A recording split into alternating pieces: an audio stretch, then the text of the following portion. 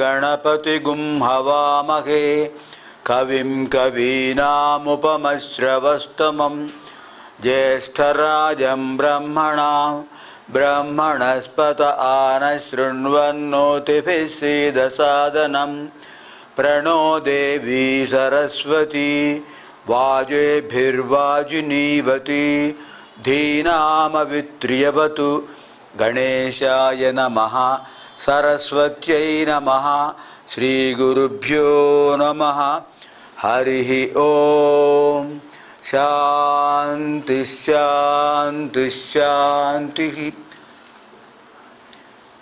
ఈ ఆదివారం భారతీయ సంస్కృతి వైభవ కార్యక్రమంలో ఋగ్వేదంలో 94వ సూక్తం మొదలు 99వ సూక్తం వరకు కూడా ఉన్నటువంటి సంహితా భాగాన్ని అధ్యయనం చేద్దాం. ఈ మంత్రాలను అంగిరస మహర్షి యొక్క కుమారుడు కుత్స మహర్షి దర్శించాడు. ప్రారంభంలో మనం సాంప్రదాయబద్ధంగా ఒకసారి వేదమాతను, వేదవ్యాసుణ్ణి, ఓంకారాన్ని స్మరించుకుని ఋగ్వేద మంత్రాలు కొనసాగిద్దాం. శక్తిత్రయీ వేదమాత సర్వదైవ స్వరూపిణి, శక్తిత్రయీ వేదమాత సర్వదైవ స్వరూపిణి, సత్యధర్మస్వరూపా చ సత్యధర్మస్వరూపా చ పాతు నః సర్వదా శుభా. వ్యాసం వసిష్ఠనప్తారం శక్తేః పౌత్రమకల్మషం పరాశరాత్మజం వందే శుకతాతం తపోనిధిం. ఓంకారం బిందు సంయుక్తం నిత్యం ధ్యాయంతి యోగినః కామదం మోక్షదం చైవ ఓంకారాయ నమో నమః. భారతీయ సంస్కృతి వైభవ సందర్శకులందరికీ కూడా స్వాగతం, శుభస్వాగతం. అంగిరస మహర్షి యొక్క కుమారుడు కుత్స మహర్షి అనే ఆయన ఈ 15వ అనువాకంలో 94వ సూక్తం మొదలు 99 సూక్తాల వరకు కూడా ఆయన విశ్వే దేవతలను గురించి, అశ్విని దేవతలను గురించి, మరుద్గణములను గురించి ఆయన చెప్తున్నాడు. దక్ష ప్రజాపతి యొక్క కుమార్తె విశ్వ, ఆ దక్ష ప్రజాపతి కుమార్తె విశ్వాదేవి యొక్క సంతానమే విశ్వే దేవతలు. ఈ విశ్వే దేవతలు బ్రహ్మదేవుని గురించి తపస్సు చేశారు. వాళ్ళ యొక్క తపస్సుకు మెచ్చుకుని బ్రహ్మ ఏం కావాలి వరం అడిగితే ఆ దేవతలు చెప్పారట, మహానుభావ, మాకు పితృదేవతలతో సమానమైనటువంటి స్థానాన్ని కల్పించండి. పితృదేవతలు ఒక దేవతాగణం, ఆ దేవతాగణానికి ప్రత్యేకంగా శ్రాద్ధాది కార్యక్రమాల్లో భాగస్వామ్యం ఉంటుంది. వాళ్ళకి ఎంత ప్రాముఖ్యం కల్పిస్తున్నారో మాకు కూడా అంత ప్రాముఖ్యం కల్పించండి, పూజనీయ స్థానాన్ని కల్పించండి అని అడిగారు. అడిగితే వాళ్ళను సంప్రదించకుండా చెబితే బాగుండదని బ్రహ్మదేవుడు పితృదేవతలను పిలిచారట. పితృదేవతలను పిలిచి, నాయన, మీతో సమానంగా శ్రాద్ధాది కార్యక్రమాల్లో, ఆబ్దికాల్లో, అపర కార్యక్రమాల్లో, అంత్యేష్టి సమయంలో వీళ్ళకు కూడా భాగస్వామ్యం కల్పించమని అడుగుతున్నారు విశ్వేదేవతలు. మీకు సమ్మతం అయితే వాళ్ళకు కూడా ఆ భాగం ఇస్తాను అని చెప్పగానే వాళ్ళు చెప్పారు, మాకు అభ్యంతరం లేదు, కానీ విశ్వే దేవతలు ప్రముఖ స్థానాన్ని పొందటం సముచితంగానే ఉంటుంది. పితృదేవత అర్చనకు ప్రాధాన్యం ఇవ్వండి, విశ్వే దేవతలకు ద్వితీయ ప్రాధాన్యం ఇవ్వండి అని అడిగారట. సరే, అందుకు వీళ్ళు ఒప్పుకున్నారు, వాళ్ళు ఒప్పుకున్నారు. సర్వజన ఆమోదయోగ్యం కనుక అటు పితృదేవతలు ఇటు విశ్వే దేవతలు అందరూ ఒప్పుకున్నారు కనుక ఆ స్థానాన్ని కల్పించారు. అందుకనే శ్రాద్ధాది కార్యక్రమాల్లో పితృదేవతలకు విశ్వే దేవతలకు సమాన ప్రతిపత్తిని కల్పిస్తున్నారు. శ్రద్ధయా దేయం, శ్రద్ధగా చేసేటటువంటి కార్యక్రమమే శ్రాద్ధం. మనుధర్మశాస్త్రంలో ఒక విషయం చెప్పారు. జీవతోర్వాక్యకరణాత్ ప్రత్యబ్దం భూరిభోజనాత్ గయాయాం పిండదానాచ్చ త్రిభిః పుత్రస్య పుత్రతా. జీవతోర్వాక్యకరణాత్, బ్రతికుండగా తల్లిదండ్రులు చెప్పిన మాట వింటూ తల్లిదండ్రులకు సంతోషం కలిగిస్తూ ఉండటం ఒక ప్రధాన లక్షణం, పుత్రుడి యొక్క కర్తవ్యం. ప్రత్యబ్దం భూరిభోజనాత్, వారు ఏ సంవత్సరం, ఏ మాసం, ఏ పక్షం, ఏ తిథి నాడు వారు శరీరాన్ని విడిచిపెట్టారో, దివంగతులయ్యారో, సరిగ్గా అదే సంవత్సరం, అదే ఋతువు, అదే మాసం, అదే పక్షం, ఆ తిథిలోనే ఆబ్దికం పెట్టాలి. అబ్దం అంటే సంవత్సరం. ఆ అబ్దం సమయంలో, ఆ అబ్దం వచ్చిన తర్వాత అదే సమయంలో జరిగే కార్యక్రమాన్ని ఆబ్దికం. శ్రద్ధగా చేస్తున్నారు కనుక శ్రాద్ధం. ఈ రెండు పదాలు. అలాగే పితృకార్యం అని కూడా అంటారు. అంటే మరణించినటువంటి తల్లిదండ్రులు, తాతలు, ముత్తాతలు వాళ్ళందరికీ కూడా 3 తరాల వాళ్ళకి వాళ్ళు పితృకార్యంలో అర్చన చేయాలి.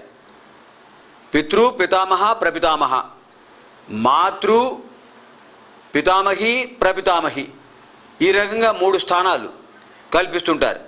కల్పించేటప్పుడు విశ్వే దేవతలకు ప్రాధాన్యం ఇవ్వాలి. విశ్వే దేవతలకు ఎప్పుడు కూడా తూర్పు దిక్కుగా వాళ్ళు కూర్చుంటారు. తూర్పుకు అభిముఖంగా కూర్చుంటారు విశ్వే దేవతలు. ఉత్తరాభిముఖంగా అంటే దక్షిణ దిక్కును కూర్చుంటారు. ఉత్తరాభిముఖంగా కూర్చుంటారు పితృస్థానంలో ఉన్నవాళ్ళు. సామాన్యంగా విశ్వే దేవతలకు అర్చన చేసేటప్పుడు సవ్యంలో, అంటే యజ్ఞోపేతం ఎడమ నుంచి కుడికి సవ్యస్థితిలో ఉన్నప్పుడు వాళ్ళకు చేసే అర్చనా కార్యక్రమం సాగుతూ ఉంటుంది విశ్వే దేవతలకు. అదేవిధంగా పితృదేవతలకు అర్చన చేసేటప్పుడు అపసవ్యంలో, యజ్ఞోపేతాన్ని అపసవ్యం చేసుకుని నువ్వులతో వాళ్ళకి అర్చన చేస్తుంటారు. దర్భలు, నువ్వులు. విశ్వే దేవతలకు దర్భలు, తడిపిన బియ్యం. ఆ విధంగా దర్భలు, తండులాలు అలా చేస్తుంటారు. ఇక్కడ పితృదేవతలకు ఎటువంటి ప్రాధాన్యం ఇస్తున్నారో విశ్వే దేవతలకు అంత ప్రాధాన్యం ఇస్తున్నారు. కానీ పితృదేవతలకు ప్రత్యేకంగా 3 స్థానాలు ఉంటాయి. పితృస్థానం, పితామహ స్థానం, ప్రపితామహ స్థానం. అలాగే మరణించిన వ్యక్తి తల్లి అయితే మాతృస్థానం, పితామహి స్థానం, ప్రపితామహి స్థానం. ఈ రకంగా ఆ స్థానాల్లో ఆ 3కి కూడా అర్చనా కార్యక్రమం చేస్తారు. ఇక్కడ విశ్వే దేవతల స్థానంలో 2 స్థానాలు మాత్రమే తీసుకుంటారు, అక్కడ 3 స్థానాలు. కనుక బ్రహ్మదేవుడి యొక్క ఆజ్ఞ ప్రకారం విశ్వే దేవతలకు పితృదేవతలతో సమానమైన ప్రతిపత్తి ఇచ్చారు. అందుకనే మనకి ధర్మశాస్త్రంలో చెప్పింది ప్రత్యబ్దం భూరిభోజనాత్. ప్రతి సంవత్సరం కూడా ఆ తిథి నాడు ఎన్ని కార్యక్రమాలున్నా కూడా అన్నిటినీ పక్కన పెట్టుకుని ఆ రోజు శుచిగా, పవిత్రంగా, నిర్మలమైన మనస్సుతో అపరాహ్నం దాటిన తర్వాత భోక్తలను పిలవాలి.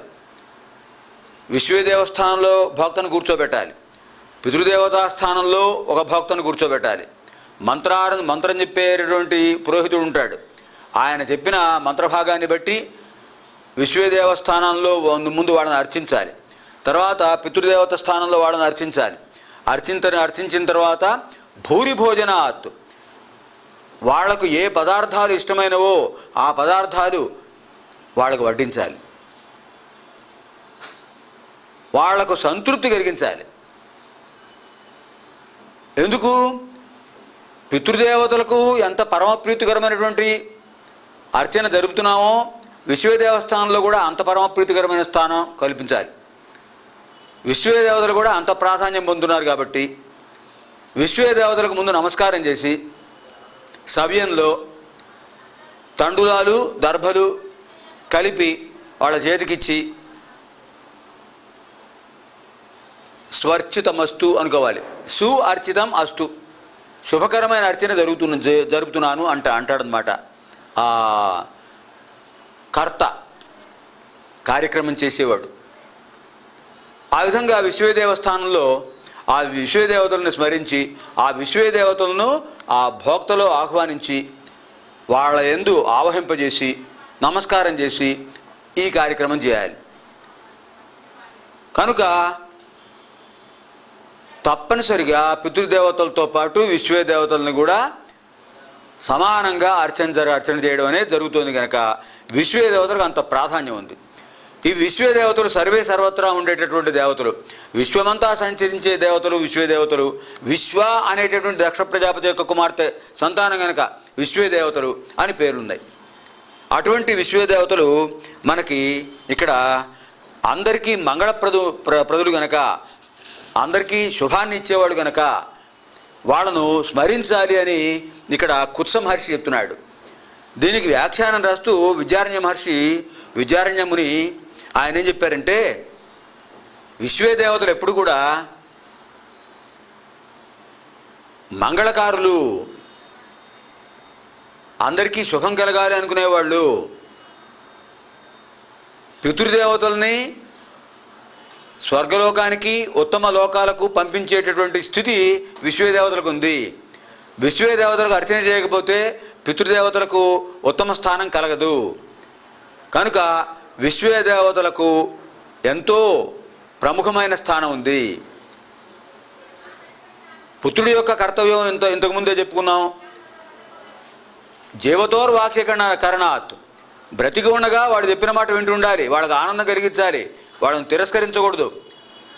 అదే కదా మనకు నీతి పద్యాల్లో కూడా చెప్పారు. తల్లిదండ్రి యందు దయలేని పుత్రుండు పుట్టనేమి వాడు గిట్టనేమి.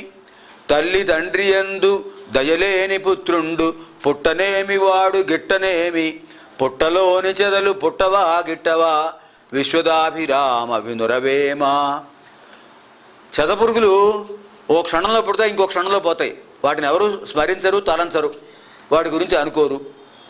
ఎందుకని? వాటి వల్ల ఏమి ప్రయోజనం కలుగుతుంది? వాటితో సమానం అవుతున్నాడు తండ్రిని చూడని పుత్రుడు. అసలు పుత్ర అనేదానికి ఏం చెప్పారండి వ్యుత్పత్తి? పుం నామ నరకాత్ త్రాయతే ఇది పుత్ర. పుం నామ నరకాత్ త్రాయతే ఇది పుత్ర. పుం అనేటటువంటి ఒక నరకం ఉంటుందిట నరకలోకంలో. రౌరవాది నరకాలతో పాటు పుం అనే ఒక నరకం కూడా ఉంది. అంటే బాధలు కలిగించేటటువంటి ఒక ప్రదేశం అది. ఇక్కడ యాతనా స్వరూపమైన దేహం పొందుతాడు. పాంచభౌతిక దేహాన్ని విడిచిపెట్టిన తర్వాత మానవులు యాతనా శరీరాన్ని పొందుతారు, అంగుష్టమాత్ర శరీరాన్ని. అది దాన్ని యాతనా శరీరం అంటారు. యాతనా శరీరం అంటే బాధలు పొందడానికి వీలైన శరీరం. ఆ స్థితిలో ఇక్కడ ఏ రకంగా వాడికి దేహం ఉంటుందో ఆ దేహం అంతా అంగుష్టమాత్రంగా ఉంటుంది యాతనా శరీరంలో. అటువంటి యాతనా శరీరాన్ని కోస్తుంటారు,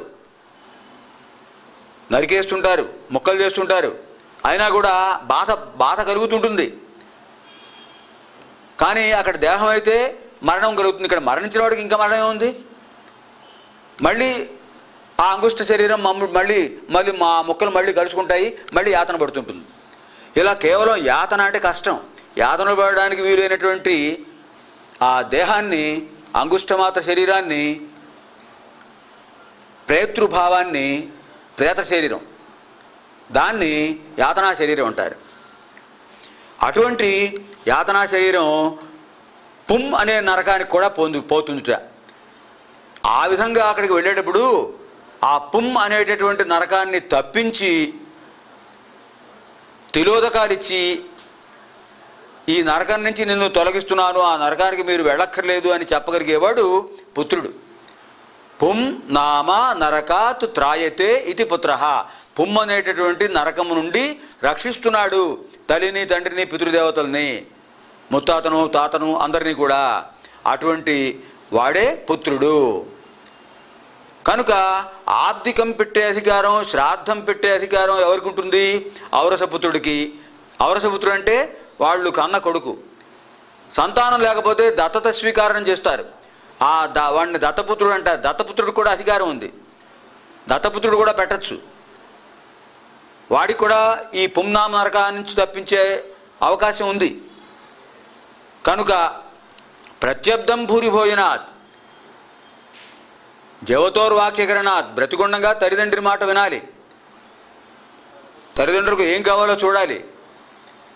బాల్యంలో, పసితనంలో తనను ఏ విధంగా తల్లిదండ్రులు రక్షించారో ఎంత రక్షిస్తుందండి ఆ తల్లి. అందుకనే మాతృ రుణం తీర్చరానిది. తల్లికి మనం రుణపడి ఉంటాం. పసితనంలో వాడు బట్టలన్నీ పాడు చేస్తాడు. వాడికి తెలియదు కదా. ఏదొచ్చినా ఏడుపు తప్ప ఏముండదు. బాలానాన్ రోదనం బలం. ఆ ఏడుపుతోనే వాడికి శరీరం వృద్ధి పొంది ఉంటుందిట. కండరాలు బరువు స్థిరమైపోతుంటాయి, దృఢమవుతుంటాయి. ఆ విధంగా తడిపాడంటే ఏడుస్తాడు, పక్క తడిపాడంటే ఏడుస్తాడు, పక్క పాడు చేశాడంటే ఏడుస్తాడు. వెంటనే తల్లి పరిగెత్తుకొస్తుంది, ఎన్ని పనులు ఉన్నా కూడా ఆ పక్కన పెట్టేసి. ఆవిడకి తెలుస్తుంది, ఎందుకంటే రక్త సంబంధం. వచ్చేసి వెంటనే ఆ బట్టలు తీసేసి పరిశుభ్రం చేసి వాడిని మరో చోట పడుకోబెట్టి ఎంత చేస్తుందండి కన్న తల్లి. తను బాధ అయినా పడుతుంది, కానీ పిల్లాడికి బాధ కలిగినవద్దు. కేవలం మానవులకే కాదండి ఇది, పశుపక్ష్యాదులకు కూడా ఇదే.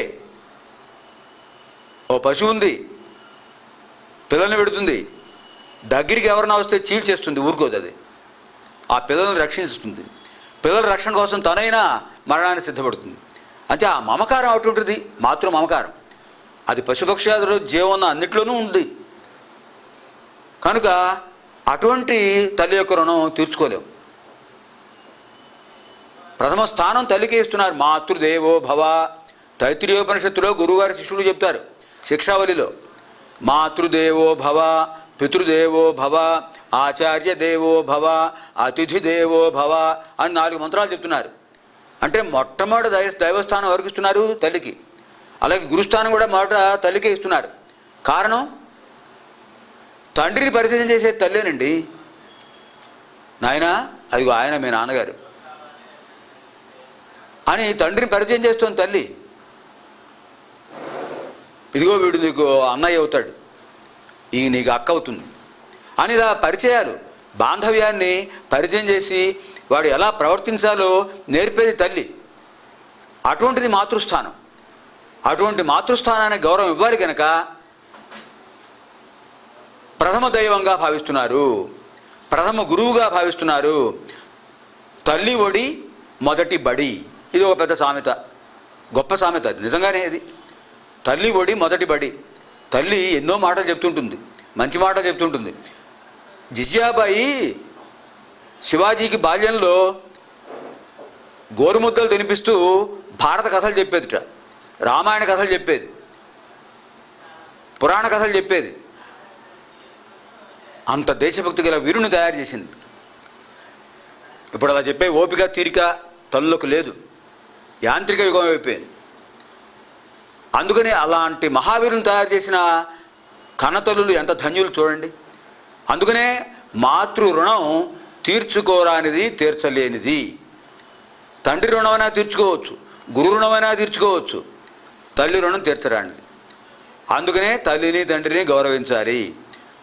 పసితనంలో తనను ఎలా చూశారో తల్లిదండ్రులు, ఆ తల్లిదండ్రుల్ని వృద్ధాప్యంలో తను అలాగే చూడాలి. వాళ్ళ రక్షణ, పోషణ బాధ్యత తను వహించాలి. అలా వహిస్తేనే వాడు ఆ పుత్రుడు తన ధర్మాన్ని నెరవేర్చినట్టు. ధర్మో రక్షతి రక్షితః. తన ధర్మాన్ని తను కాపాడితే తనకు రక్షణ కలుగుతుంది. వీడు ఏ విధంగా అయితే తన తల్లిని తండ్రిని గౌరవిస్తున్నాడో, తన తల్లిని తండ్రిని ఆదరిస్తున్నాడో, దయతో చూస్తున్నాడో, వీడి కొడుకులు అది చూస్తూ ఓహో ఇలా చేయాలా, తల్లిదండ్రులు ఇలా గౌరవించాలా, వాళ్ళని ఈ విధంగా మనం దయతో చూడాలా అని వాళ్ళు కూడా వీడిని అలాగే గౌరవిస్తారు. మరి ఆ వృద్ధులైన తల్లిదండ్రులను తిరస్కరిస్తే వాడి పిల్లలు ఏమవుతారు? వాళ్ళకు కూడా అది అనిపిస్తుంది, ఓహో మనం కూడా ఇలా చేయాలి కామోసు అనుకుంటారు. ఎందుకంటే అనుకరణ తత్వం మానవుడికి సహజాతం. సహజాతం అంటే పుట్టుకతో వచ్చేది సహజాతం. మనస్తత్వ శాస్త్రజ్ఞులు కూడా అదే చెప్తుంటారు. అనుకరణ అనేది మానవుడికి సహజాతం. ఒక ఉపాధ్యాయుడు ఏ విధంగా ప్రవర్తిస్తుంటాడో, ఏ విధంగా మాట్లాడతాడో, ఏ విధంగా పద్యాలు శ్లోకాలు పాఠాలు చెబుతుంటాడో అది అనుకరిస్తారు పిల్లలు. అదే రకంగా శ్లోకాలు చదువుతారు, అదే రకంగా పద్యాలు చదువుతారు రాగయుక్తంగా. అది ఎలా వచ్చింది? అనుకరణ స్వభావం. అటువంటి అనుకరణ స్వభావం సహజంగా పిల్లలకు ఉంటుంది కనుక ఇక్కడ తల్లిదండ్రులు ఎంతో ఆదర్శంగా ఉండాలి, ఉపాధ్యాయుడు ఆదర్శంగా ఉండాలి. తల్లి తండ్రి ఉపాధ్యాయుడు మాతృదేవోభవ పితృదేవోభవ ఆచార్య దేవోభవ. ఎందుకు? వీళ్ళ ముగ్గురే కదా అనుకరించడానికి చాలా అవకాశాలు ఉన్నవాళ్ళు కనుక వీళ్ళు ముగ్గురు ఒక వ్యక్తి యొక్క భవిష్యత్తును తీర్చిదిద్దేవాళ్ళు. తల్లిదండ్రులు, సమాజం, ఉపాధ్యాయులు ఈ ముగ్గురే ఒక వ్యక్తి యొక్క గొప్పతనాన్ని తీర్చిదిద్దగలిగేవాళ్ళు. ఒక వ్యక్తి మహానుభావుడయ్యాడంటే కారణం ముగ్గురు. కనుక జీవతోర్వాక్యకరణాత్ ప్రత్యబ్దం భూరిభోజనాత్.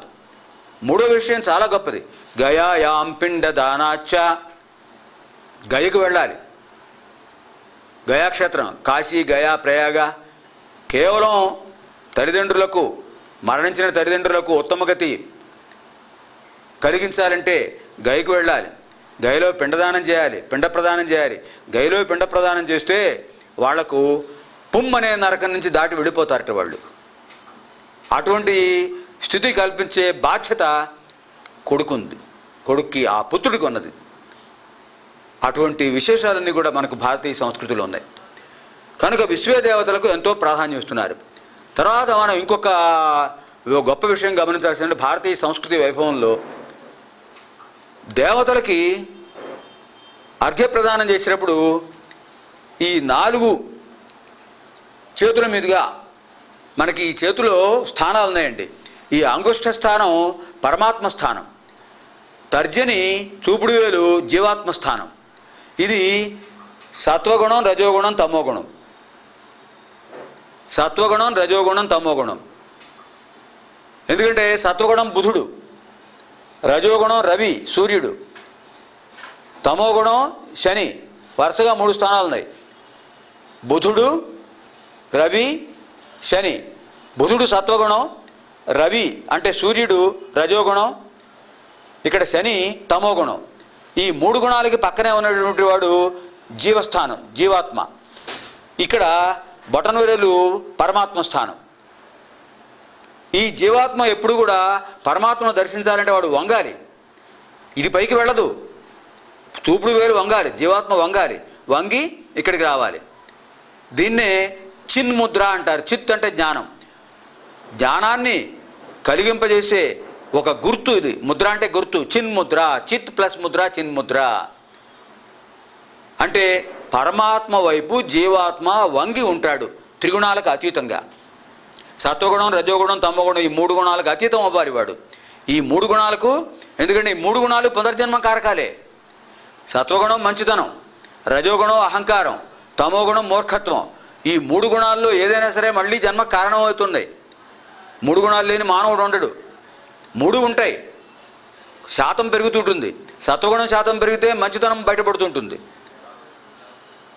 మంచి లక్షణాలు వ్యక్తం అవుతూ ఉంటాయి. రజోగుణం ఎక్కువగా ఉంటే, రజోగుణ శాతం ఎక్కువగా ఉంటే అహంకారం, దర్పం, నా మాట అందరూ వినాలి అని శాసించే భావం ఉంటాడు. రాజులకు రజోగుణం ఉండాలి. అధ్యయనం, అధ్యాపనం, పాఠాలు చదువుకోవటం, జ్ఞానం పొందటం, జ్ఞానం నేర్పటం, అధ్యయనం, అధ్యాపనం ఇది సత్వగుణం. వాడు విజ్ఞానం పొందుతున్నాడు, విజ్ఞానం నేర్పుతున్నాడు, విజ్ఞానం కలిగిస్తున్నాడు విద్యార్థులకు, ఇది సత్వగుణం. పరిపాలకులకు రజోగుణం ఉండాలి. మరి నిరక్షరాస్యులు ఉంటారు, సంస్కారం ఉండదు, వాళ్ళకి ఒక రకమైన మూర్ఖత్వం ఉంటుంది, అది తమోగుణం. ఈ 3 గుణాలు ఒక్కోసారి మానవుల్లో కొంచెం అటు ఇటుగా ఉంటుంటాయి. కనుక ఈ 3 గుణాలు కూడా పునర్జన్మ కారకాలే. 3 గుణాలు దాటి 3 గుణాలకు దూరంగా ఉండి జీవాత్మ ఎప్పుడైతే పరమాత్మ వైపు వంగి ఉంటుందో, పరమాత్మను దర్శిస్తుందో, పరమాత్మను సమీపిస్తుందో అది చిన్ముద్ర, మోహక్షయానికి కారణమవుతుంది. మోహక్షయమే మోక్షం. అంటే మోక్షానికి కారణం చిన్ముద్ర, చిత్ జ్ఞానాన్ని. అంటే ఈ దేహంలో ఉన్న ఆత్మ, జీవాత్మ, ఇది పరమాత్మ నుంచి వచ్చింది, ఆ పరమాత్మ దగ్గరికే వెళ్ళాలి జీవాత్మ అని తెలియజేసేదే ఆత్మజ్ఞానం. ఈ ఆత్మజ్ఞానం పొందటమే మోహక్షయము. ఈ జ్ఞానం లేకపోవడమే అజ్ఞానం, అదే మోహం. మోహాన్ని పోగొట్టుకోవడమే మోహక్షయము. మోహంలో మో, క్షయంలో క్ష, ఈ 2 అక్షరాలు కలపండి మోక్షం. జనన మరణ రాహిత్య స్థితి. అటువంటి స్థితి పొందించేటటువంటి శక్తి విశ్వదేవతలకు ఉంది. విశ్వదేవతలు ఆ స్థితిని పొందిస్తున్నారు. ఆ విశ్వదేవతల్ని ఎక్కడైతే ఎవరిలో ఆహ్వానిస్తున్నామో ఆ భోక్త మంత్రాలు చెప్పే మంత్రాల్లో ఉంటాయి. నాయనా, నువ్వు శ్రద్ధగా నీ పితృదేవతలను అర్చించు, విశ్వదేవతలను అర్చించు, దీనివల్ల నీకు మోక్షం కలుగుతుంది, మళ్ళీ జన్మ ఉండదు, జన్మరాహిత్యం పొందుతావు. పునరపి జననం పునరపి మరణం పునరపి జననీ జఠరే శయనం ఇహ సంసారే ఖలు దుస్తారే కృపయా పాహి మురారే. ఆదిశంకరాచార్యులు చెప్పారు. అంతే జనన మరణ రాహిత్యం అనే స్థితి కావాలి. అదే ఉత్తమ గతి, ఉత్తమ స్థితి, మానవ జన్మ యొక్క లక్ష్యం. ఆ లక్ష్యం పొందాలంటే మానవుడు ఎప్పుడు కూడా త్రిగుణాలకు అతీతుడై ఉండాలి, పరమాత్మ వైపు తన దృష్టిని సారించాలి. అటువంటి స్థితి పొందాలని విశ్వదేవతలు మనకి ఇక్కడ తెలియజేస్తున్నారు. ఇదంతా కూడా మనకు విద్యారణ్య స్వాముల వారు దీంట్లో వ్యాఖ్యానంలో చెప్పారు. ఇంకా అశ్విని దేవతలు ఆరోగ్యప్రదాయకులు. సంజ్ఞాదేవి పుత్రులు. సంజ్ఞాదేవికి సూర్యుడికి జన్మించిన వారు. తమ తండ్రి ఆరోగ్యాన్ని కలిగిస్తున్న ఆరోగ్యకారకుడు కదండి భాస్కరుడు. ఆరోగ్యం భాస్కరది ఇచ్చేది అనుకున్నాం కదా. అటువంటి ఆరోగ్యాన్ని తమ తండ్రి తరఫున వీళ్ళు కూడా మొత్తం ప్రపంచంలో అంతా అన్ని లోకాలు సంచరిస్తుంటారు. వీళ్ళు సంచరిస్తూ అందరికీ మానసిక శారీరక ఆరోగ్యాన్ని కలిగిస్తుంటారట అశ్విని దేవతలు. అశ్వరూపంలో ఉన్న సంజ్ఞాదేవికి జన్మించారు కనుక అశ్విని దేవతలు అన్నారు. అశ్విని దేవతలు దేవభిషజులు, దేవభిషక్కులు, దేవ వైద్యులు. మానసిక శారీరక రోగాల్ని తొలగించేవారు. అటువంటి అశ్విని దేవతల్ని కుత్స మహర్షి దర్శిస్తున్నాడు. ఈ అశ్విని దేవతలు మహానుభావులైనటువంటి అశ్విని దేవతలు వాళ్ళను ప్రార్థించినా, వాళ్ళని గురించి స్మరించకపోయినా, ప్రార్థించకపోయినా వాళ్ళ కర్తవ్యం ఏమిటంటే ఎక్కడైతే త్రిదోషాలతో బాధపడుతున్న వాళ్ళు ఉన్నారో, మనకి 3 దోషాలు ఉన్నాయని చెప్పుకున్నాం కదండి. 3 దోషాలు ఉన్నాయి. ఏమిటి ఆ దోషాలు? కఫ, వాత, పైత్య. చాలాసార్లు మనం చెప్పుకున్నాం భారతీయ సంస్కృతి వైభవంలో. కఫతత్వం, జలతత్వం. ఈ కఫతత్వం వచ్చినప్పుడు ఏమవుతుంది? జలుబు చేయటం, శ్వాసకోశం మందమైపోవటం, ఆయాసం రావటం, ఏ పని చేయలేకపోవటం, ముక్కు నోరు ఏకం అవటం, ఊరికే కారుతూ ఉంటాయి నీళ్ళు. విపరీతమైన పరిస్థితి. అటువంటిది కఫం జలస్థితి. పంచభూతాల్లో జలస్థితి కఫం. దీన్ని తట్టుకోవాలంటే వైద్యులు ఏం చెప్పారు? ఉష్ణేన శీతలం అన్నారు వైద్యశాస్త్రంలో. వేడి నీళ్ళు తాగట, గోరువెచ్చటి నీళ్ళు తాగలిగినంత వేడి నీళ్ళు తాగుతుంటే ఈ కఫతత్వం ఉపశమిస్తుంది. ఆ సమయంలో చన్నీళ్ళు దగ్గరికి రానివ్వకూడదు. వేడి నీళ్ళతో స్నానం చేయాలి, వేడి నీళ్ళు తాగాలి, వెచ్చటి వాతావరణంలో ఉండాలి. అప్పుడు తొందరగా తగ్గిపోతుంది. అదే కాకుండా మనకి సుశ్రుతుడు, చరకుడు అనే ఇద్దరు వైద్యులు ఉన్నారండి. వైద్య గ్రంథ రచయితలు, వైద్యశాస్త్రం రాసిన వాళ్ళు. ఆ సుశ్రుతుడు ఏం చెప్పాడంటే హారీతకి దోషహారి అని చెప్పాడు. హారీతకి దోషహారి. హారీతకి అంటే కరక్కాయ, సంస్కృతంలో హారీతకి అంటారు. కరక్కాయ చాలా సుగుణాలు గలది. త్రిదోషహారి, కఫ వాత పైత్య దోషాలని సమస్థితిలో ఉంచుతుంది. అటువంటి శక్తి గలది హారీతకి. హారీతకి దోషహారి త్రిదోషాలని సమస్థితిలో ఉంచుతుంది.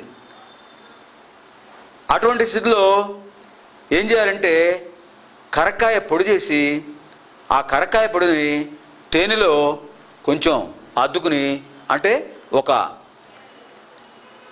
చెంచా తేనెలో ఒక అర చెంచా కరక్కాయ పొడి వేసేసి కలిపి రాత్రిపూట పడుకునేటప్పుడు తాగి ఆ ఔషధం తీసుకుని పడుకుంటే ఉదయానికల్లా ఎంతో ఉపశమనం కలుగుతుంది. ఇది అనుభవ వైద్యం. అది అనుభవించి చెప్తున్న వైద్య విషయం. ఇది కరక్కాయలు రూపాయి పెడితే 2-3 వస్తుంటాయి. మరి దీనికోసం ఎక్కువగా ఖర్చు పెట్టి అప్పటికప్పుడు వెంటనే ఉపశాంతి కలగాలి, వెంటనే జలుబు తగ్గిపోవాలి, క్షణాల్లో తగ్గిపోవాలి, ఒక అద్భుతం జరగాలి, మాయా మంత్ర మహిమల్లాగా జరిగిపోవాలి, వెంటనే స్వాస్థ్యం కలగాలనుకుంటే సాధ్యమవుతుందా? ఓ సామెత ఉంది, మందు వేసుకుంటే 10 రోజులు పడుతుంటా జలుబు తగ్గడానికి, వేసుకోకపోతే 3 రోజులు తగ్గిపోతుంటా. ఇదో సామెత. కనుక హారీతకి కనుక వాడినట్లయితే దోషం తొలగిపోతుంది. అంటే కఫ వాత పైత్య ఈ త్రిదోషాలని కూడా ఉపశమింపజేసే శక్తి గలవాళ్ళు అశ్విని దేవతలు. చెప్పుకున్నాం కదా, జలతత్వం, కఫతత్వం. గొంతంతా మండుతుంటుంది, మాట బొంగురిపోతుంది, స్పష్టంగా మాట్లాడలేం, కళ్ళనీళ్ళు వస్తుంటాయి, జలుబు చేస్తుంటుంది, ముక్కు దిబ్బడ, శ్వాస రాదు, చాలా భయంకరమైన పరిస్థితి, శరీరం అంతా అస్తవ్యస్తం అయిపోతుంది. ఇంకా ఈ తత్వాన్ని పోగొట్టుకోవాలంటే చెప్పుకున్నాం కదా, వేడి నీళ్ళు తాగాలి, వేడి నీళ్ళతో స్నానం చేయాలి, చల్లటి వాతావరణం పనికిరాదు, ఆవిరి పట్టాలి, నీళ్లు బాగా వేడి చేసేసి మరిగించేసి దాంట్లో ఓ పసుపు వేసేసి లేదా కాస్త కర్పూరం వేసి దుప్పటి వేసేసుకుని ఆవిరి పడితే మర్నాటికి చాలా ఉపశాంతి కలుగుతుంది. అంటే ఇవన్నీ కూడా ఆయుర్వేద ప్రక్రియలు, అనుభవ వైద్యాలు ఇవి. తర్వాత రెండవది ఏమిటి? వాతం. ఈ వాతం వాయుతత్వానికి సంబంధించింది. శరీరంలో ప్రాణ అపాన వ్యాన ఉదాన సమాన స్థితుల్లో సంచరిస్తోంది వాయువు. ఆ వాయువు యొక్క స్థితుల్లో ఏమాత్రం తేడా వచ్చినా కూడా వాతతత్వం వస్తుంది. వాతతత్వానికి ప్రత్యేకంగా మనకి ఏమవుతుంది? మోకాళ్ళ నొప్పులు, కీళ్ళ నొప్పులు, తలనొప్పి, మెడ నొప్పి, ఈ రకరకాల ఎముకలకు సంబంధించినటువంటి సంధిబంధాలకు సంబంధించినటువంటి వ్యాధులన్నీ కూడా వాతతత్వ దోషాలే, వాయుతత్వం ఇది. ఇంకా మూడోది పైత్యతత్వం. పైత్యతత్వం అగ్నితత్వం. పైత్యతత్వం వచ్చిందంటే జీర్ణం కాదు, తిన పదార్థం జీర్ణం కాదు, ఏది రుచించదు, తినాలనిపించదు, జఠరాగ్ని మందగిస్తుంది, ఇదంతా కూడా అగ్నితత్వం. అంచేత ఈ 3 తత్వాలు మన శరీరంలో ఉంటున్నాయి. 3 తత్వాలని సమానంగా ఉంచుకోవాలంటే హారీతకి దోషహారి అటువంటి దాన్ని మనం తీసుకుంటుండాలి. కనుక ఇలాంటివన్నీ కూడా మనం ఇక్కడ అశ్విని దేవతలు మనకి చెప్పారు. ఈ అశ్విని దేవతలు చెప్పిన దాన్ని బట్టి మనకి ఈ కఫ వాత పైత్య దోషాలు సమానంగా ఉంచుకున్నప్పుడే మానవుడు తన జీవనాన్ని సక్రమంగా సాగించగలడు అనేటువంటి మనకు ఈ అశ్విని దేవతలు చెప్పినటువంటి విశేషం. దీన్ని విద్యారణ్య స్వాముల వారు ఈ చరక సంహిత, సుశ్రుత సంహిత వాటిలో ఉన్న విశేషాలు కూడా చెప్పారు. ఆరోగ్యం జాగ్రత్తగా ఉంచుకోవాలంటే 3 దోషాలని సమానంగా ఉంచుకోవాలి. 3 దోషాలని సమానంగా ఉంచుకోవాలంటే పసుపు, కరక్కాయ ఇలాంటివి త్రిదోషహారులు. తులసి దళం కూడా త్రిదోషహారి. ఇలాంటివి రోజు తీసుకుంటుంటే, రోజు ఒక్క చిటికెడు పసుపు ఏదో రకంగా శరీరంలోకి పోతుంటే తీసుకుంటుంటే త్రిదోషహారి. తులసి దళం రోజుకొకటి, హాయిగా మనం పూజ చేసుకుంటుంటాం. పూజ చేసుకున్నప్పుడు ఆ కలశంలో ఆ పాత్రలో ఓ తులసిదళం వేసుకోండి. తులసిదళం వేసుకుని ఆ తర్వాత పూజ అయిపోయిన తర్వాత అకాల మృత్యు హరణం సర్వవ్యాధి నివారణం సమస్త పాప క్షయకరం శ్రీ విష్ణుపాదోదకం పావనం శుభం అని ఆ తులసిదళంతో సహా ఆ నీరు తీసుకోండి. త్రిదోషహారి. రోజు చేయాల్సిన పనులు. ఇది భారతీయ సంస్కృతి వైభవంలో గొప్పతనం. సరే, ఇంకా మనం భారతీయ సంస్కృతి వైభవంలో మనం ఇంకొక విశేషం చెప్పుకోవాలి. సరిగ్గా మనకు ఇంకా కొద్ది రోజుల్లో, అంటే 2వ తారీఖు అక్టోబర్ 2వ తారీఖు గాంధీ జయంతి వస్తుందండి. ఎందుకంటే మనకు వ్యావహారికంగా కేవలం ఆధ్యాత్మిక విషయాలే కాకుండా వ్యావహారిక విషయాలు కూడా తెలుసుకుంటూ ఉండాలి. గాంధీ మహాత్ముడు జాతి పిత పేరు పొందాడండి. ఎందుకు అంత గొప్పవాడు? జాతిని అంతటినీ ఒక మార్గంలో తీసుకువెళ్ళాడు. భారత జాతిని అంతటికీ కూడా ఒక మార్గంలో తీసుకువెళ్ళాడు. అంతకుముందు 1857లో ఝాన్సీ లక్ష్మీబాయి యొక్క నాయకత్వంలో మొదటి భారత స్వాతంత్ర సంగ్రామం జరిగింది. కాకపోతే అప్పుడు మిగతా రాజులు సరిగ్గా ఆవిడకి సహకరించలేదు. రాజుల్లో ఉన్న అనైక్యత వల్ల కొంతమంది ఆ బ్రిటిష్ అధికారుల వైపు వెళ్ళిపోయారు. వాళ్ళు చెప్పిన మాట విన్నారు. ఆ మహారాణికి వాళ్ళు సహకరించలేదు.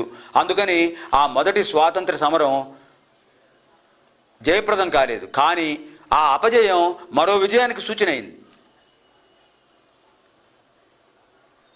దాన్ని దృష్టిలో పెట్టుకుని బాలగంగాధర తిలక్ మహారాష్ట్ర ప్రాంతంలో ఉన్న గొప్ప సంస్కృత మహారాష్ట్ర పండితుడు, దేశభక్తుడు. లాలా లజపత్ రాయ్ పంజాబ్ కేసరి అని పేరు పొందాడు. పంజాబ్లో ఉన్న గొప్ప దేశభక్తుడు. బిపిన్ చంద్రపాల్ ఆయన బెంగాల్లో ఉన్నటువంటి బెంగాల్ రాష్ట్రంలో ఉన్నటువంటి వంగ భక్తుడు. వంగ ప్రాంతంలో ఉన్న వంగ అంటే బెంగాల్. ఆ ముగ్గురు లాల్ బాల్ పాల్ అంటారు ముగ్గురిని కూడా. ఆ ముగ్గురు కూడా ఏ స్ఫూర్తితో అయితే ఆ ఝాన్సీ లక్ష్మీబాయి స్వాతంత్ర సమరంలో ప్రారంభించిందో అదే స్ఫూర్తితో వాళ్ళు స్వాతంత్ర సమరాన్ని ఉద్యమాన్ని ప్రారంభించారు. ఆ నాయకత్వం యొక్క అడుగుజాడల్లో వాళ్ళ శిష్యులుగా ముందుకు సాగారు గాంధీ మహాత్ముడు, జవహర్లాల్ నెహ్రూ, వల్లభాయ్ పటేల్. ఈ నాయకత్రయం సమయంలోనే మనకు స్వాతంత్ర్యం లభించింది. అటువంటి వీళ్లకు నాయకత్వం వహించిన వాడు గాంధీ మహాత్ముడు. గాంధీ మహాత్ముడు 1869 అక్టోబర్ 2న జన్మించాడండి. జాతిపిత గాంధీ మహాత్ముడు 1869 అక్టోబర్ 2న గుజరాత్ రాష్ట్రంలో పోర్బందర్ అనే ప్రాంతంలో జన్మించాడు. ఆయన చాలా వాళ్ళ కుటుంబం పేద కుటుంబం, మధ్యస్థాయి కుటుంబం. అటువంటి కుటుంబంలోంచి ఆయన ఎన్నో కష్టాలు పడ్డాడు. తల్లి యొక్క శిక్షణ, తండ్రి యొక్క రక్షణ పొంది గాంధీ మహాత్ముడయ్యాడు. ఆయన ఎంతో గొప్ప ఖ్యాతి పొందాడు. విదేశాలకు వెళ్ళాడు, న్యాయశాస్త్రం చదువుకున్నాడు. చిన్నప్పటి నుంచి కూడా గుజరాతీ భాషలోనూ సంస్కృత భాషలోనూ గొప్ప పండితుడయ్యాడు. ఆయన చేతిలో మనం గమనించాలి, ఆయన చేతిలో ఒక పుస్తకం ఒకటి ఉంటుందండి. భగవద్గీత పుస్తకం ఎప్పుడూ ఆయన చేతిలో ఉంటుంది. ఆయన మహాత్ముడు ఆత్మకథలు చెప్తాడు. ఆయన నాకు వ్యక్తిగతంగా కానీ రాజకీయంగా కానీ ఏదైనా ఒక సమస్య వస్తే వెంటనే నేను భగవద్గీత గ్రంథాన్ని చూస్తాను. ఆ భగవద్గీత గ్రంథం ఒక పేజీ తిప్పగానే ఆ పేజీలో ఉన్న శ్లోకం నా సమస్యకు పరిష్కారం కలిగిస్తుంది అని చెప్పాడు ఆయన. అంత విశ్వాసం ఉంది ఆయనకు భగవద్గీత మీద. ఎప్పుడూ ఆయన చేతిలో భగవద్గీత ఉంటుంది. ఆయన ఓ మాట చెప్పాడు, సంస్కృతం వచ్చిన వాళ్ళందరూ కూడా భగవద్గీత చదవండి అని చెప్పాడు. ఎందుకంటే భగవద్గీత శ్లోకాలన్నీ సంస్కృతమే కదండి. సంస్కృతం వచ్చిన వాళ్ళు భగవద్గీత చదవండి. సంస్కృతం రాని వాళ్ళు గీతను చదవడం కోసమైనా సంస్కృతం నేర్చుకోండి అని చెప్పాడు మహాత్ముడు. అది ఆ సంస్కృత భాష గొప్పతనం గురించి ఆయన చెప్పిన విషయం. అటువంటి మహాత్ముడు ఆయనలో గొప్ప విశేషం ఏంటంటే ఆధ్యాత్మిక కేంద్రమైనటువంటి భారతీయ పీఠాధిపతులు, భారతీయ పీఠాలు, భారతీయ మఠాలు ఇవన్నీ దర్శించాడు ఆయన. కంచి కామకోటి పీఠాధిపతులు నడయాడే దేవుడిని పేరు పొందినటువంటి పరమాచార్య మహానుభావులు చంద్రశేఖరేంద్ర సరస్వతి స్వామి వారిని ఆయన కంచికి వెళ్ళి కలుసుకున్నారట. గాంధీ మహాత్ముడు కలుసుకుని వారితో మాట్లాడారు. ఆయన వెళ్ళకముందు వినోబా భావే ఆయనతో మాట్లాడారు. ఆయనతో మాట్లాడి, స్వామి మీ ఆశీస్సులు కావాలి, ఇది ఉద్యమం ప్రారంభిస్తున్నాం, సత్యాగ్రహ సమరం ప్రారంభిస్తున్నాం, సత్యం, శాంతి, అహింస ఈ 3 ఆయుధాలుగా మేము ఉద్యమం ప్రారంభిస్తున్నాం, మీ ఆశీస్సులు కావాలి అని ప్రార్థిస్తే ఆయన చెప్పారు, తప్పకుండా విజయం పొందుతారు మీరు అని ఆయన ఆశీర్వదించారు. ఆయన ఆశీర్ఫలితమే మహాత్ముడుకు అంత గొప్ప స్థానం పొంది జాతిపితగా గొప్ప స్థానం పొందాడు. అటువంటి మహానుభావుడు ఆయన స్వామివారి యొక్క దర్శనం చేసుకుని ఆయన యొక్క తర్వాత ఆయన ఇంకో విశేషం ఏంటంటే, వివేకానంద స్వామి కలకత్తాలో రామకృష్ణ మఠంలో ఉన్నప్పుడు వివేకానంద స్వామిని కూడా దర్శించారు. ఆయన వివేకానంద స్వామిని కూడా దర్శించి ఆయన యొక్క ఆశీస్సులు కూడా పొందారు. అటువంటి మహానుభావుడు, ఆ మహానుభావుల యొక్క ఆశీర్వాదం పొందాడు కనుకనే ఆయన మహాత్ముడు అయ్యాడు. మరో విశేషం, గొప్ప విశేషం అంటే, రవీంద్రనాథ్ ఠాగూర్ విశ్వకవిగా గురుదేవుడిగా ప్రసిద్ధి పొందాడు. గీతాంజలి కావ్యాన్ని రాసి ఆసియాలో మొదటి నోబెల్ బహుమతి గ్రహీతగా నిలిచాడు. విశ్వభారతి విద్యా సంస్థను స్థాపించి గురుదేవుడు అయ్యాడు. మన భారత జాతీయ గీతం జనగణమన రాసి విశ్వకవిగా పేరు పొందాడు. అటువంటి ఆ మహానుభావుడిని దర్శించడానికి ఆయన విశ్వభారతి విద్యాలయానికి వెళ్ళారట గాంధీ మహాశయుడు. అక్కడికి వెళ్ళి ఆయన్ను చూసి, నిజంగా మీరు గురుదేవులు, ఆయన్ని గురుదేవ అని సంబోధించిన వాడు ఆయన. అప్పుడు మీరు మాత్రం సామాన్యులా, మీరు మహాత్ములు అని ఆయన సంబోధించాట. అది గొప్పవాళ్ళ యొక్క పలకరింపులు అలా ఉంటాయి. గాంధీని మహాత్ముడిని సంబోధించాడు విశ్వకవి, ఆయన్ను గురుదేవుడిని సంబోధించాడు మహాత్ముడు. అటువంటి మహానుభావుడి యొక్క జన్మదినం అక్టోబర్ 2వ తారీఖు. ఇంకొక విశేషం ఏంటంటే, ఆయన 1948 జనవరి 30న నిర్యాణం పొందారండి. 1948 జనవరి 30న ఆయన కారణజన్ముడు. స్వాతంత్రం లభించింది అంతే, నిమిత్తమాత్రుడు. తను నిమిత్తంగా భగవంతుడు తన చేత ఈ సాధన చేయించాడు, అయిపోయింది. ఆ రకంగా తన పని అయిపోగానే ఆయన దానికి ఒక నిమిత్తమాత్రుడు ఒకడున్నాడు, గాడ్సే అనేవాడు.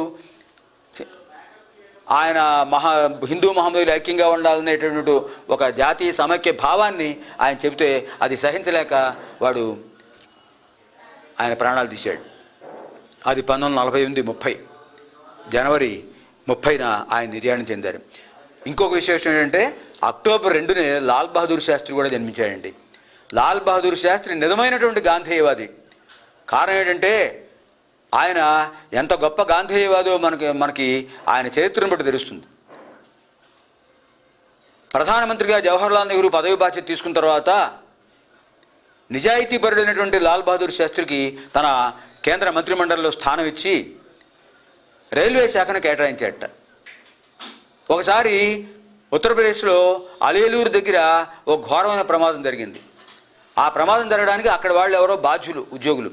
కానీ ఆ బాధ్యత తన యొక్క బాధ్యతగా గ్రహించి ఆయన రాజీనామా చేశాడు.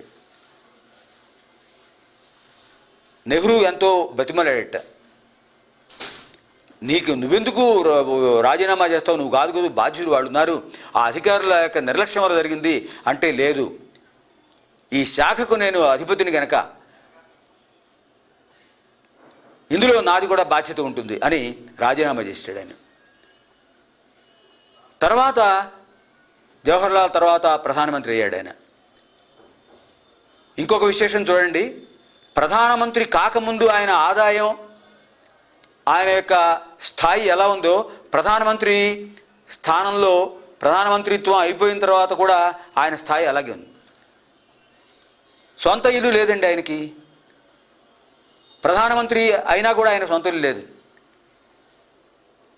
రైల్వే మంత్రిగా రాజీనామా చేసేసిన తర్వాత ఆయన ఆ ఫైళ్ళు కాగితాలు పట్టుకుని ఆ పార్లమెంట్ భవనం నుంచి బయటకు వస్తున్నట్ట. బయటకు వస్తుంటే కార్ డ్రైవర్ వెంటనే ఆ డోర్ తీసి కారు ఎక్కండి అని చెప్పాట. నేను ఇప్పుడు మంత్రిని కాదు, నేను రాజీనామా చేసేసాను, ఈ ఫైళ్ళు కూడా తీసుకొచ్చేసి ఇంకో మంత్రికి అప్పచెప్పడం తీసుకొస్తున్నాను తర్వాత వచ్చే మంత్రికి, అందుకని నేను కారెక్కను అని చెప్పేసి ఆయన అలా బయటకు వచ్చేసి అక్కడ గుర్రపు టాంగా ఉంటే గుర్రబండి ఉంటే గుర్రబండిలో వెళ్ళిపోయాట ఇంటికి. అంత అధికారంలో ఉన్నాడు కదా అని తన కుమారులకు తన సంతానానికి పెద్ద ఉద్యోగాలు అనేవి లేదు. వాళ్ళు చదువుకున్న దాన్ని బట్టి వాళ్ళు సామాన్య ఉద్యోగాలు చేశారు. గాంధీ గారి సంతానం అంతే, సామాన్య ఉద్యోగులే. వాళ్ళు నిజాయితీపరులైన అధికారులు. అంటే సొంత ఇల్లు లేదండి ఆయనకి, ఆస్తిపాస్తులు లేవు. శాస్త్రి అనేది ఆయన చదువుకున్న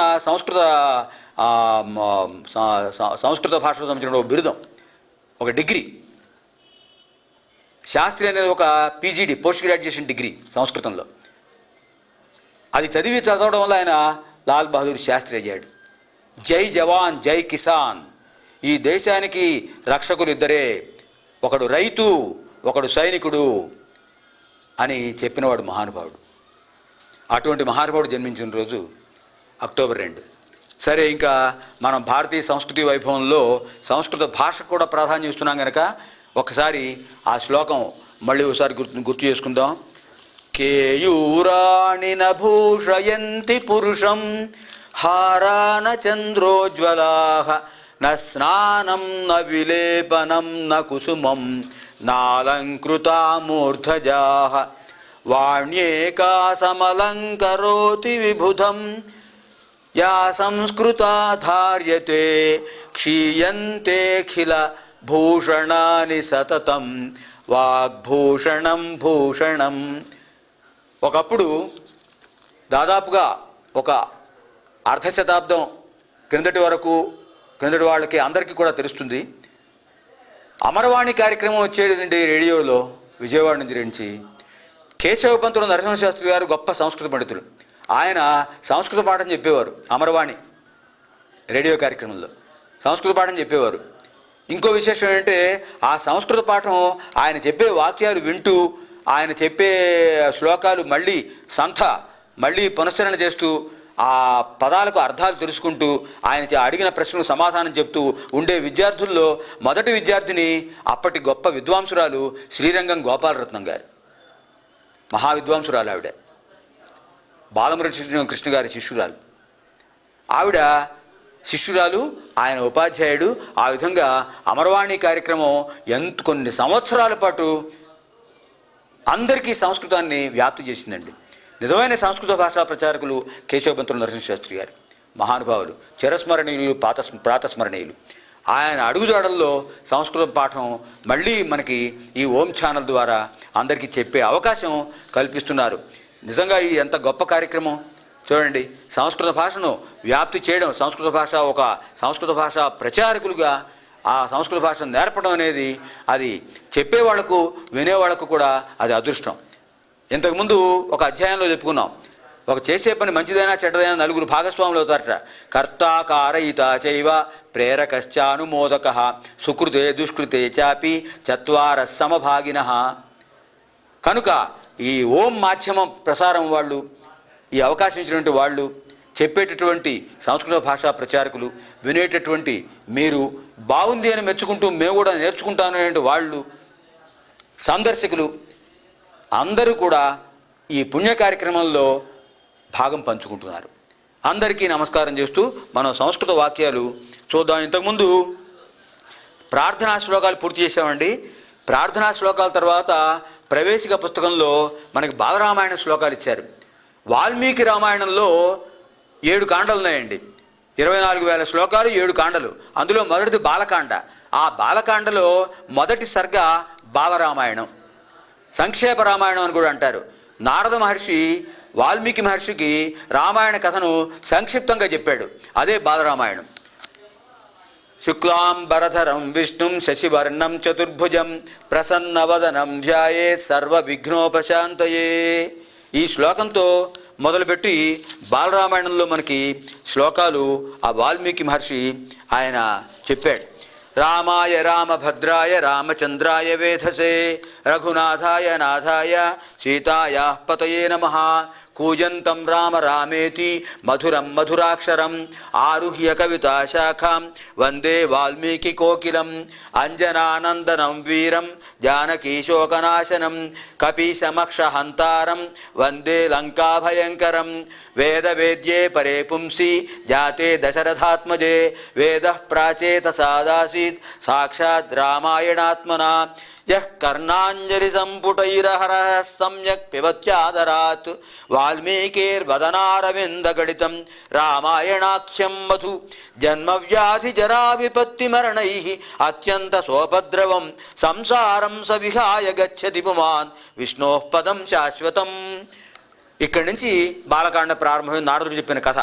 తపస్వాధ్యాయ నిరతం తపస్వీ వాగ్విదాంబరం నారదం పరిపప్రచ్ఛ వాల్మీకిర్మునిపుంగవం కోన్వస్మిన్ సాంప్రతం లోకే గుణవాన్ కశ్చ వీర్యవాన్ ధర్మజ్ఞశ్చ కృతజ్ఞశ్చ సత్యవాక్యో దృఢవ్రతః చారిత్రేణ చ కో యుక్తః సర్వభూతేషు కో హితః విద్వాన్ కః సమర్థశ్చ కశ్చైక ప్రియదర్శనః ఆత్మవాన్ కో జతక్రోధో ద్యుతిమాన్ కోనసూయకః కస్య బిభ్యతి దేవాశ్చ జాతరోషస్య సంయుగే ఏతదిచ్ఛామ్యహం శ్రోతుం పరం కౌతూహలం హి మే మహర్షే త్వం సమర్థోసి జ్ఞాతుమేవం విధం నరం శ్రుత్వా చైతత్రిలోకజ్ఞో వాల్మీకేర్నారదో వచః శ్రూయతామితి జామంత్ర్యా ప్రహృష్టో వాక్యమబ్రవీత్. వాల్మీకి అడిగాడు నారదుణ్ణి, మహానుభావ, ఈ లోకంలో మహానుభావుడు ఆజానుబాహుడు పరమాత్మ యొక్క అంశగా జన్మించినవాడు ఎవరున్నారు అంటే ఆయన గురించి నేను చెప్తాను అని నారదుడు ఆ వాల్మీకి చెప్తున్నాడు. మిగతా సంస్కృత భాషా కార్యక్రమం తరువాత అధ్యాయంలో కొనసాగిద్దాం. అంతవరకు కూడా